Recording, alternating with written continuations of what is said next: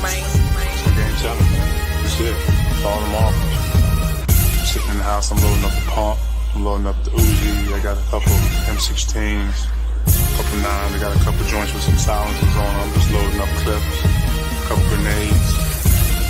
Got a missile launcher with a couple, missiles. I'm ready for war. Bagging a fool on swagging a fool. Yeah. That's how we do on swagging a fool. Yeah. Serving the news, giving all the tea. Yeah. It's real live in this WAC. Yeah.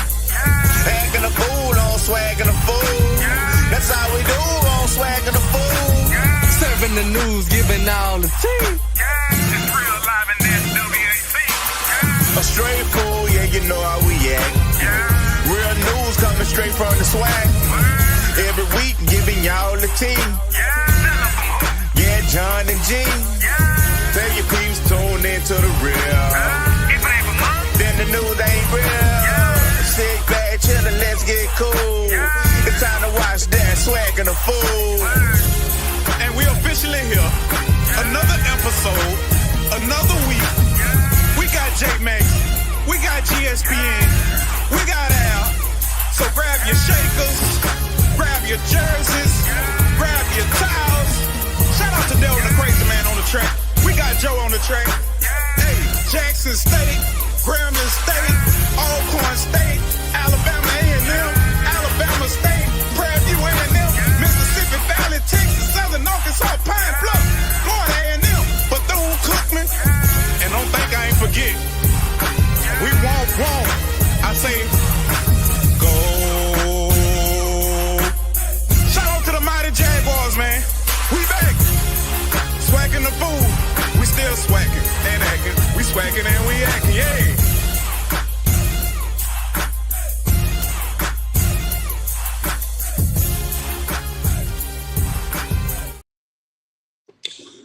What's up, y'all? Welcome to another episode of Swac'N the Fool. It's your boy, Line Ass Al here. I think I'm solo tonight. I know J-Max been busy calling games for SU basketball team. And then, G been on the go to him. But they ain't got too much baseball news to talk about, you know what I mean? But, of course, it is baseball season. This is my favorite time of the season. I love to talk about it. I can talk about it all day and night. This is supposed to be a Swac'N Fool preview. But the season already started, so forgive me, y'all. Forgive me. But yeah, we're gonna talk some swag baseball today. We gonna talk some preseason all conference selections. We gonna talk Cactus Jack tournament, which just happened this past weekend in Houston, Texas. And then we gonna talk about the Andre Dawson Classic coming up this weekend. So swag baseball, I think this gonna be the first year where we kind of see what the portal does to our baseball teams. I think from this past weekend games, you can already kind of see a difference that it makes up. I saw a lot of talent on display this weekend in Houston, so I am very excited about that coming into this year's SWAC baseball season. So we'll get started. I got a little slideshow presentation I put together and everything on here for y'all. So, but yeah, these are what's good, y'all. These are SWAC preseason awards. Preseason player of the year, we got Jordan McClatty, and then we got Caleb Granger at pitcher of the year. Now, for Jordan McClatty, who's the SWAC hitter of the year, a lot of these preseason awards the SWAC been giving out, I don't agree with. Jordan McClatty, a good player, decent player last year. Coming into the 2025 season, he hit 361 last year. I think he led the SWAC in hits. However, it's like 2 or 3 guys that had a better season last year than him that's coming into this season. Number one, Juan Cruz, who hit 388 and 11 home runs last year. So my question to the SWAC is, why you pass up on a guy who hit 11 home runs last year and 388 for another guy? Well, for another guy who hit less than him. So A lot of these awards they've been giving out, I don't agree with. I got questions, and I'm just wondering who make these selections for these preseason awards because I don't think they're looking at the same stats I'm looking at. But if the stats wrong and I'm looking at it wrong, SWAC commissioner or whoever making these decisions, please let me know. Please let me know. We got Caleb Granger, returning pitcher, one of the best pitchers in the SWAC last year for FAMU. I think if FAMU gonna make a run this year, he's gonna be a big part of it. I know he's probably gonna be that workhorse if they do make it to the NCAA tournament. I think he'll probably go pitch 1 or 2 games in that tournament because he's just a workhorse for them. Am I shocked? Yes, I am shocked because I figured the people who are picking these preseason awards. Look, this is all I did. I looked on the SWAC website and I got a stat sheet. It's got a stat sheet for hitting and pitching. And it shows you clearly who the best hitter was last year. And also, for the weekly awards, it also shows you who was the best hitter. I can't think of who they gave the award to for this week, but yeah, it was another shocker to me. Like, if you look at the Cactus Jack stats, you got Cam Hill who had 10 RBIs in 1 game, and then get SWAC hitter of the week. Gosh, who did they give it to? They gave it to somebody, but I was just kind of questioning. So yeah, we'll run through these first team preseason awards. First team got Brody Pop. I barely can see this, y'all, so bear with me. Warren Cruz, who I think should be SWAC hitter of the year, preseason hitter of the year. Lee Allen from PV, Jaden Jones from TSU, who I saw this weekend, who put a lot of wood to the ball against us in the game I saw against SU. Yeah, they do the same for other schools. I probably didn't notice because football season, we probably didn't have as many weekly awards as the other team. Yeah, somebody got to do a better job of vetting these awards and looking at these stats. It ain't hard. Like, you just pull it up and you look and see you got the most hits. Now, granted, whoever was looking may have looked at some other stats and be like, oh, he got more RBIs than him, so we gonna give him an award. But you got to look at it as a collective. We got Kyle McIntosh from Alabama State, who I think will be one of the favorites this year coming up, who's always one of the favorites. We got Caleb Rodriguez from Pine Bluff, Pablo Torres, Caleb Granger, who we just talked about, Tanner Bocello, I think that's how you pronounce it, another good pitcher from last year. Joseph Eckelberg, another one of the top players returning in the SWAC this year. If y'all remember last year, y'all may have saw Joseph was mentioned on a lot of national publications for baseball, because at one point in time he was leading the nation in batting average. I think he dropped a lot once SWAC started, so but he still came out with a even higher batting average than Mr. McClatty right here. So that's another person who had better stats than him. We got Michael Burrs from PV, and then Jordan McClatty, who we just talked about. Second team, we got Manny Sufran, I hope that I'm saying that right, from Bethune, Ben Martin from Alcorn. Alcorn got somebody on the all SWAC baseball team. Lord, that's a blessing. Marshall Jonas from PV. We got Robert Tate Jr. from Jackson. Jason Lazo from TSU. Who's this? I can't see y'all. Bryson Hammonds from A&M. A&M got one. Shout out to A&M. A&M new coach got their first win this weekend in the Cactus Jack tournament against Grambling. It was a barn burner, like another football score type game. Shout out to them. Javier Martinez, Renard Grace from SU, Mason Martinez, who I saw this weekend from Ground, Sergio Rivera, and Michael Smith from PV. Now, interesting thing about these lists, PV has 1, 2, 3, 4 people on all SWAC preseason team. Let me see who else got a line. Jackson got 3. So PV and Jackson got the most. But crazy thing, the favorite is Grambling. Grambling got 2 on second team. Then you got Bethune, who's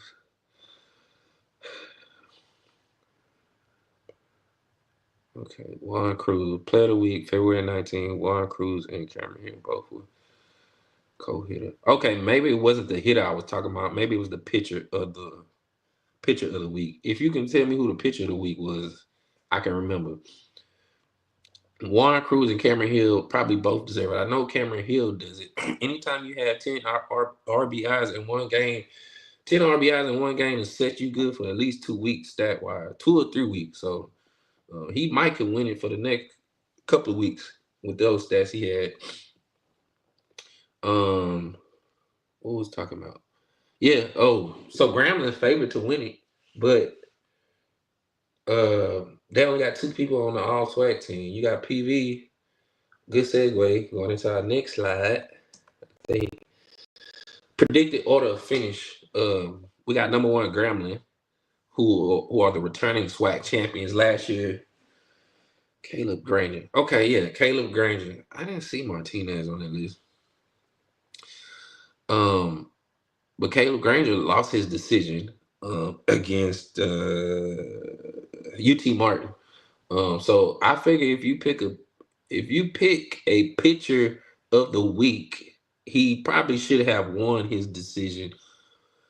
But in this case, well, it depends what the situation was. But in this case, he didn't win, and they had other pitchers who did win that decision with even better stats. Don't quote me on that. But yeah, I did see a lot of guys with some decent amount of strikeouts, 2 hits allowed, 0 runs. I think Caleb Granger allowed 3 runs this weekend, which is not bad. But they got other pitchers in the SWAC with better stats from this past week. BCU over JSU, crazy work. Let me go through it first. We got Gremlin at number 1, returning SWAC champion. G always say you got to give props to the past champion. So I let them be there for right now. They played in the Texas A&M regional last year, and went 0 for 2. They had a decent showing. They were in I wouldn't say they were in the game, but they scored a few runs against Texas A&M with some good hitting from them and some decent pitching. But the hitting would really kept them in the game. You got Walker. Last name Walker played second base last year for Grambling, who came up big, who's now at Arizona State, who hit the portal now. It's not Arizona State. You got Bethune-Cookman, who's always a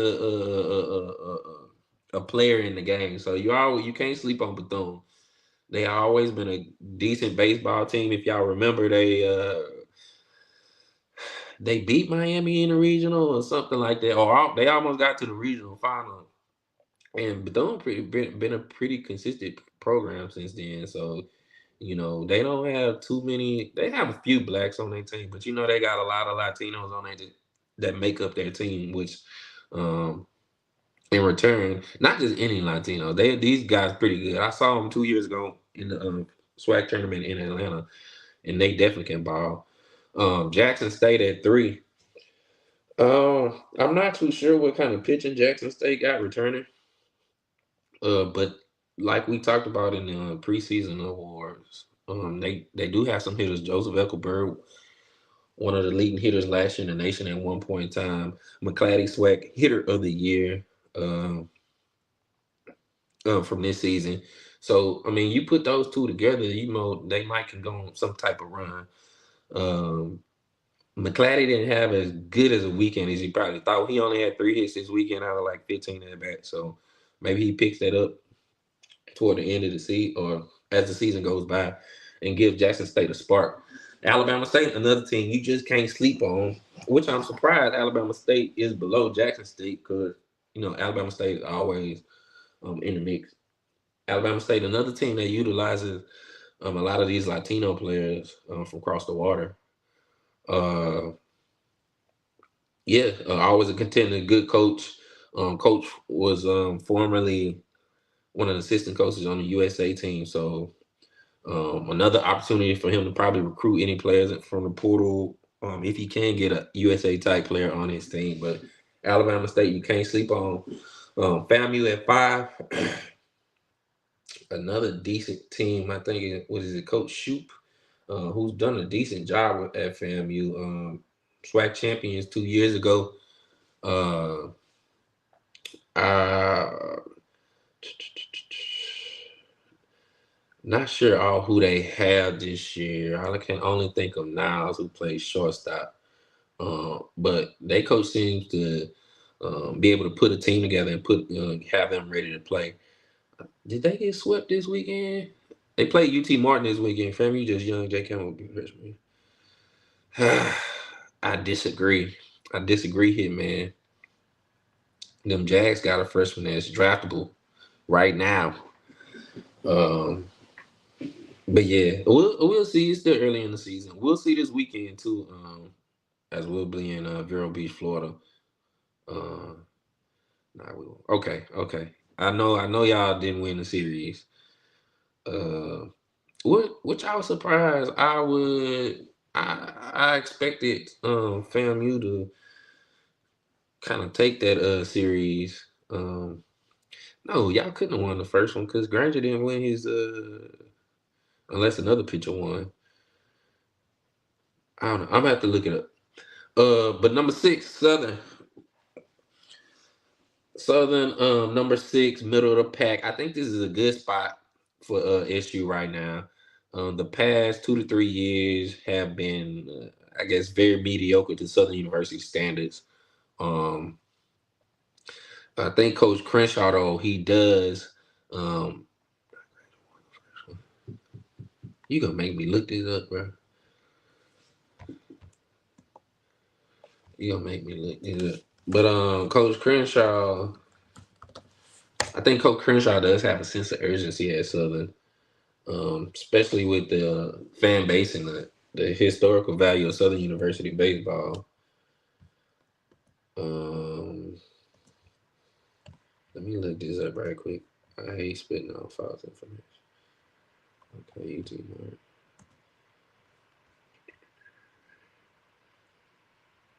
Okay, he did win his decision. Swac'N, I think the Swac'N website said he lost. Okay. My fault then. My fault for reporting bad information.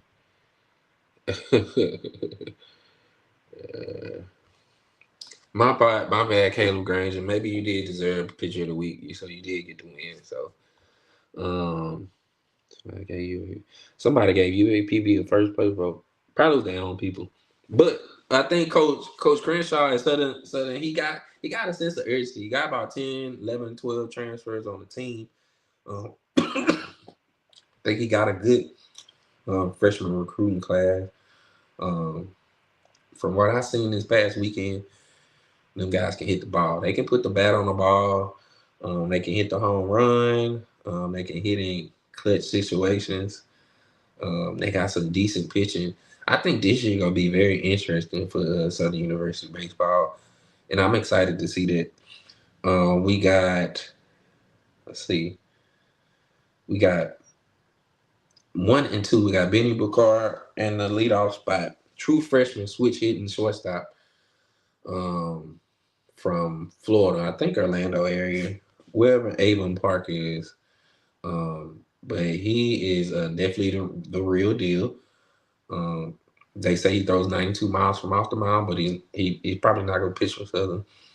If y'all ever get a chance to see Southern play, look for him, and then look for the 2-hole hitter Cardell Thibodeau, a transfer from University of Louisiana Monroe. So I think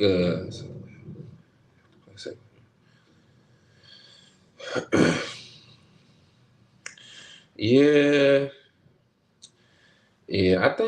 I think that the West is probably gonna be the typical West, the fight between Graham and Southern. Alcorn got too many black players. I think they may have 1 or 2 white. That's man. Yeah, I don't know. We're gonna see what Alcorn do this year. I don't want to speak too early on them. But yeah, I think the West, it should come down to Southern and Grambling. We got a preview of what we will see. Excuse me. We got a preview of what we will see. How do you feel about the interdivision play this year? How does that affect season? We got a preview this past weekend in the Cactus Jack with Grambling and Southern.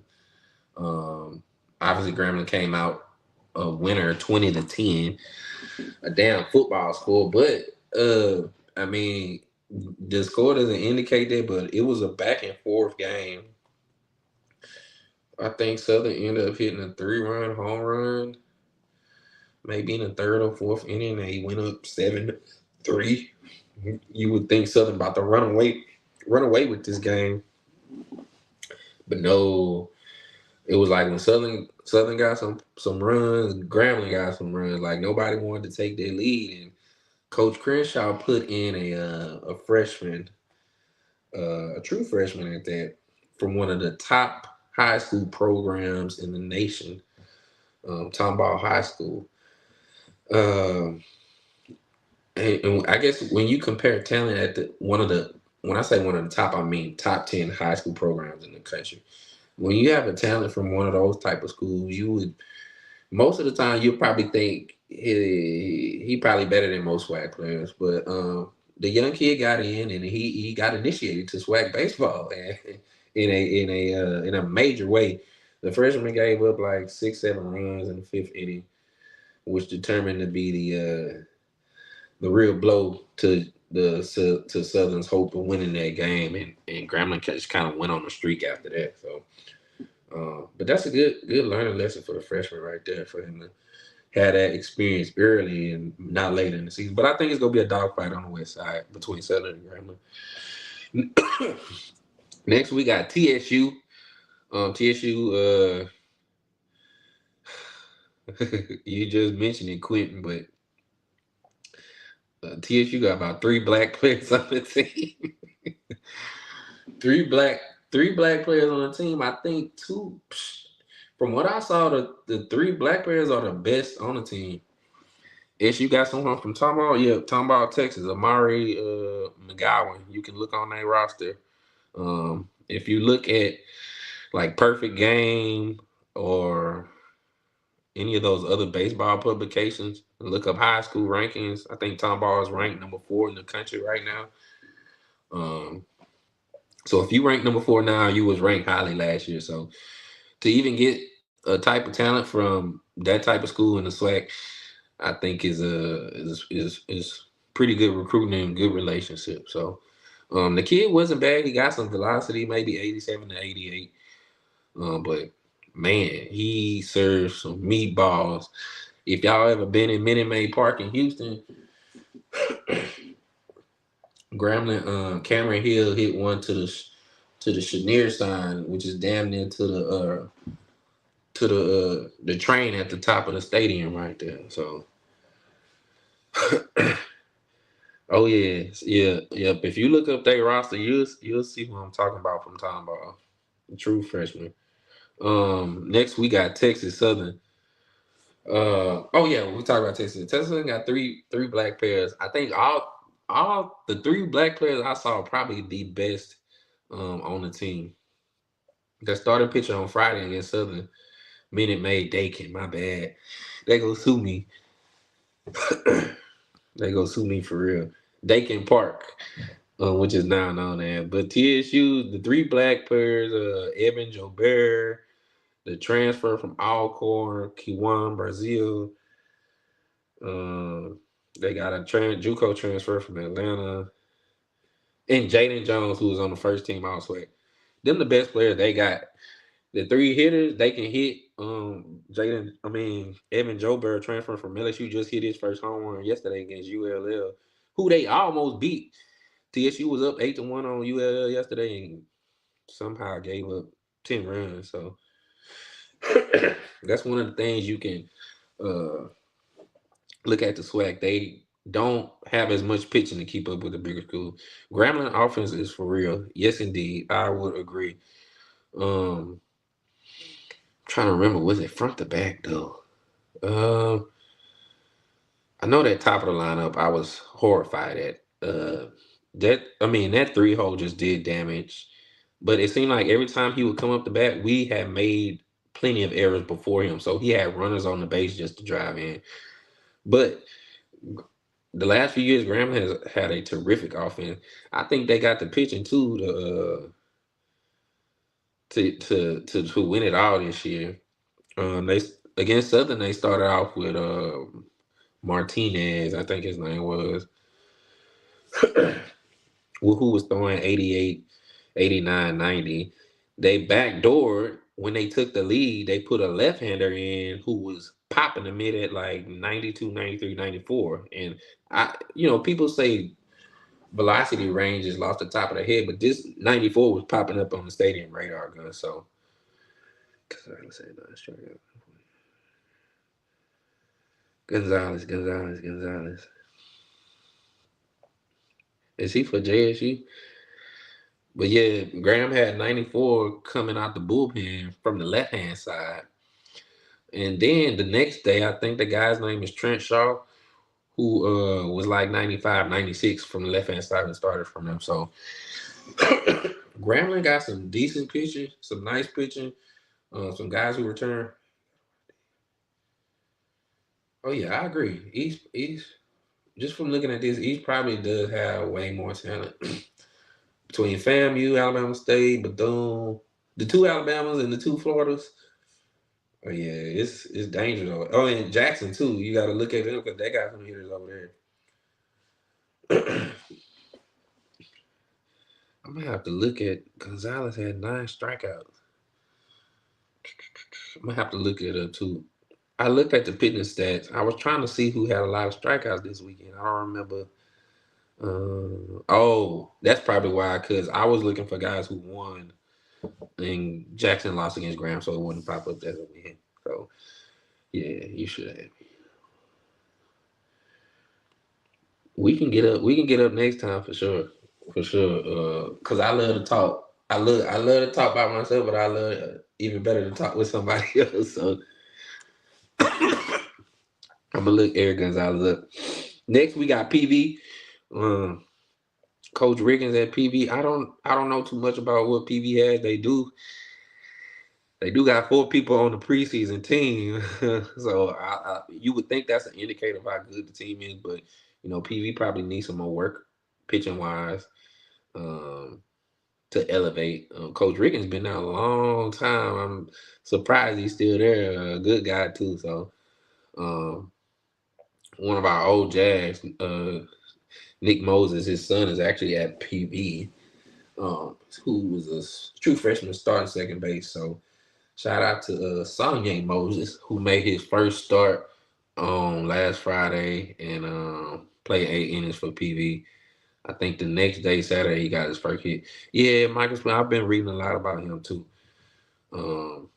Yeah, I think hitting wise they good. On the mound, I don't know. Dieter is gonna be there. Yeah, that's another name I looked at. They got y'all next to Valley. No hit at my Valley. Next we got Pine Bluff. Pine Bluff, I don't know too much about Pine Bluff. I know they played Oral Roberts this past weekend. I think they had 1 or 2 close games though. So I don't know if that's an indication of what we might see a better Pine Bluff team this year. I don't remember the coach's name, but I know Pine Bluff got a new coach who was a travel ball coach. Tell me if I'm wrong, from the Dallas area. So I'm sure he has the plug in the Dallas area recruiting wise. Probably, I looked at the roster yesterday, so you do see a lot of white guys. Even if you look at the box score, you'll see a lot of white names. So maybe we see a new Pine Bluff team this year. That might be a team that people are sleeping on. Next, we got Alabama A&M. Alabama A&M went 1-2 this past weekend in the Cactus Jack tournament. They got their first win over Grambling, who had the red carpet to 3-0. What's up, Willie? Appreciate you, bro. Who had the red carpet to 3-0. But man, Alabama A&M, they clawed back like a tiger that's trying to eat, man.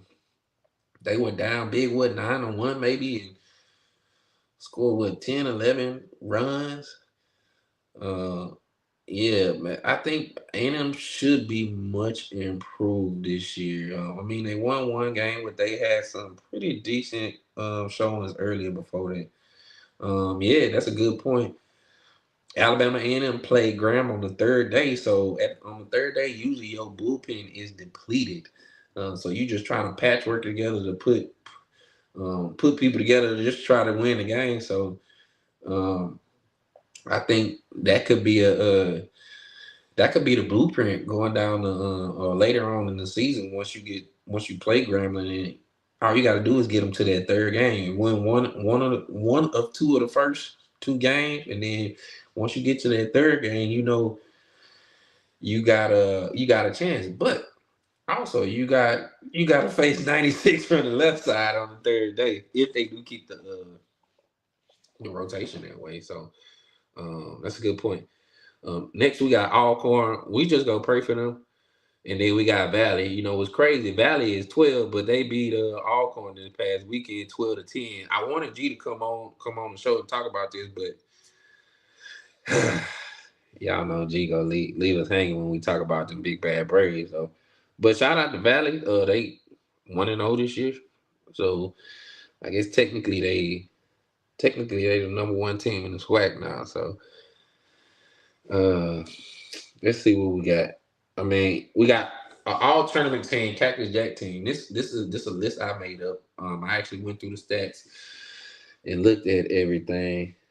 Man, I should have. Oh, never mind. Yeah. So this is an all tournament team I made up. Alcorn hiring these coaches too late. Yeah, something up with their AD or whatever going on in Alcorn. We gonna have to figure it out though, or they gonna have to figure it out. But we got all tournament team. Let me know y'all input. I put 4 guys from Southern. I put Nick Luckett, who started on. Yeah. That's your boy right here. Nick Luckett, who started on the third game, who had a flawless game. I think two hits against PV, no runs allowed.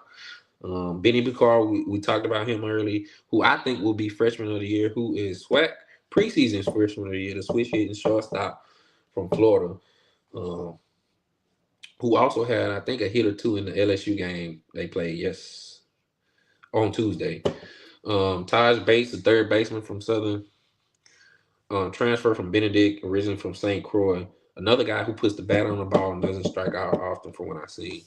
Cordell Thibodeau, we talked about earlier, ULM transfer in the outfield, cover a lot of ground, real quick hands, good bat, short but can hit the home run. So at the leadoff and the 2-hole, those guys gonna be dangerous, especially with the guys behind him. That's gonna put the bat on the ball. We got Pierre from Jackson State, who was just talking about. I think he had. I wrote it down. Shoot. He went 5 for 9 with 1 home run. A guy from the Dominican. So a lot of these Dominican players in the SWAC making a name for themselves. So next we got Landon Grant. Yes, it's at tomorrow. Excuse me. Yes, JSU versus SU tomorrow. Next we got Landon Grant from PV. Landon Williams from PV. And then we got Leroy Tavares, a pitcher from TSU. Got Shannon Morton from Graham. Of course, Cameron Hill, 10 RBI game versus Southern. Like I said, them 10 RBIs will carry you for a whole month damn near. And then Trey Bertlich from Alabama A&M, who had some clutch hitting against Grambling in that last game. I put 2 MVPs, Cordell Thibodeau, Benny Bicard, Cameron Hill. And the crazy thing about it, Cordell Thibodeau only played 2 games. He played on Friday and then he played on Sunday. Saturday he had a funeral to go to, so he missed the game against Grambling. So I think if he would have played that game, he would have had even better stats. So, but yeah, I'm expecting big things from him and Benny this coming up here. Oh, and if y'all don't know, Cactus Jack Tournament, that's a tournament held in Houston, Texas. It's put on by Travis Scott's foundation called the Cactus Jack Foundation. They started putting it on maybe 3 years ago to highlight HBCUs. Of course, well, some of you, if you don't know, Travis Scott is a rapper, big time rapper. His grandparents are PV graduates, and he does this in honor of his grandparents, who was, I think, a teacher at PV. They give out all kind of scholarships and all kind of things. They have a softball game on that Thursday, and then the actual collegiate baseball tournament will start on Friday. Now, I saw some people say Jackson State won the tournament, but SU was 2-1, Jackson was 2-1, Graham was 2-1. Did they do it by points? Well, if it was by points, Graham probably would have won. So, or were they co-champions? In my opinion, they should be co-champions. I don't know if it was the exact. How you win the Cactus Jack tournament when you tied with two other teams? One of the teams you lost to. I'm just trying to clarify, y'all. I'm just trying to clarify. If I missed something on how they determine the champion, y'all to let me know. But just maybe runs allowed 8 against Graham. Maybe. Yeah, Graham allowed a lot, Southern allowed a lot. Could be the case. Yeah, could be. I read something too. I read something else that somebody else said that JSU won. But it's held in the tournament is held in Dakin Park in Houston, which is a 50,000 capacity indoor stadium. However, it'd be cold in there because not that many people in there.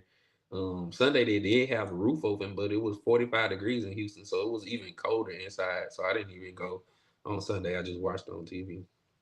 But next year, if y'all in Houston, make sure y'all try to support. It's a good event. Saturday is probably gonna be your biggest turnout. They give out bobbleheads to everybody who comes in the game. Travis Scott bobbleheads. Last year they were selling the bobbleheads on eBay for like $300-400 a pop. So it was just people in line come and get bobbleheads. Like they wouldn't even come in to watch baseball. So it's a pretty nice event. They have like a little after party brunch. They have a gospel comedy show on that Sunday too. So good event. Shout out to Travis Scott, Cactus Jack Foundation, also the Astros Foundation, who gives back to the undeserving communities in Houston too. So shout out to them. Oh, and for Grambling folks, if y'all are watching, Coach Ellis was in the building. I got to see him too. So next, this coming up weekend, we got the Andre Dawson Classic. Andre Dawson Classic, another baseball classic catered to the HBCUs. It'll be this weekend in Vero Beach, Florida, which is maybe an hour north of Palm Beach and an hour and a half south of Orlando at the Jackie Robinson training facility. This event has been going on probably 10 plus years. They used to call it let me see. They used to call it something else like the MLB Youth. The Urban Invitational.